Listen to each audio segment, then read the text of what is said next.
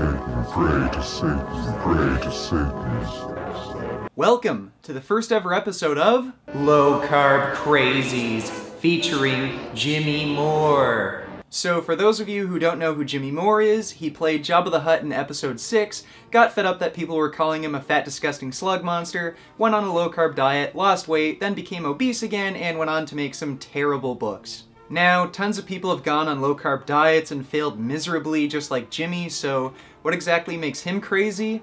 Well, I don't even know if it's fair to call him crazy. I think the real crazy people here are anyone who listens to him or reads his books. I mean, who in their right fucking minds would listen to somebody who looks like this? At least some low-carb idiots like Mark Sisson look good. I mean, when he lies to everybody about cholesterol, it's understandable that some people would be convinced, but when Jimmy does it...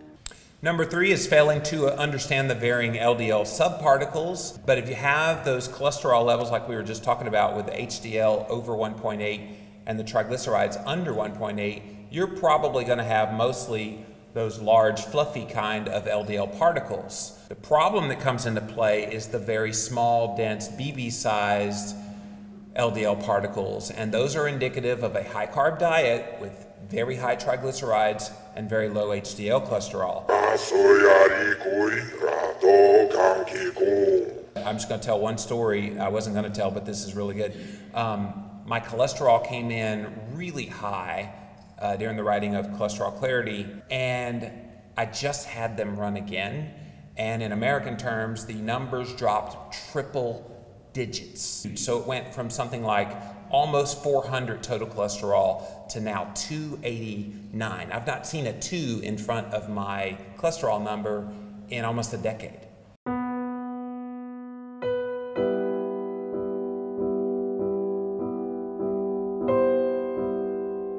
Holy shit! Jimmy's cholesterol levels are through the fucking roof, and of course he has to make up excuses for his artery-clogging cholesterol levels so that he can sell his disease-causing diet to you! So low-carb, high-fat diets are synonymous with heart disease, and what Jimmy is trying to tell you is that your cholesterol levels don't matter as long as your LDL particle size is high, because then it can't penetrate the arterial wall. This is total bullshit, as large LDL particles are potentially more dangerous since they can deposit more cholesterol inside your arteries. And if your total cholesterol levels are high, then there's just more likelihood of these large particles penetrating your arterial walls. There are several factors that affect LDL particle size, including obesity and insulin resistance, and people with those metabolic characteristics definitely have a higher risk of heart disease, but no matter what their LDL particle size is, people with metabolic syndrome have increased risk of heart disease. So there's absolutely no evidence that large LDL particles are protective against heart disease. There's only an association between metabolic syndrome and low particle size. But if you have metabolic syndrome, you're at high risk for heart disease anyway. So lowering your LDL and total cholesterol are your best bet for preventing heart disease. And you know what? I'm pretty sure Jimmy knows this, which is why he came up with this excuse. Totally missing the role and causes of inflammation. If you don't take anything else out of this cholesterol aspect of the talk, take this away. It's inflammation that is the reason why heart disease happens. Oh, really, Jimmy? So inflammation is the cause of heart disease? You mean like the inflammation caused by a high saturated fat diet which activates a pro-inflammatory gene? Or the inflammation caused by high cholesterol levels? Or the inflammation caused by the high microbial loads that animal products contain? So here's a typical meal on a ketogenic diet that would be really good. I'll let you salivate over that just for a moment.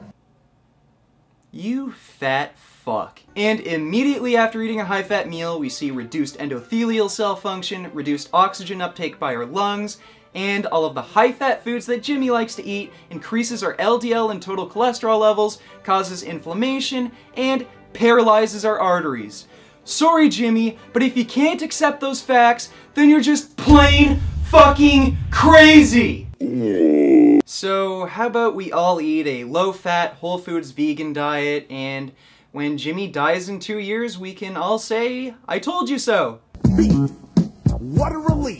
When will this poisonous product cease? This is another public service announcement. You can believe it or you can doubt it. Let us begin now with the cow. The way it gets to your plate and how.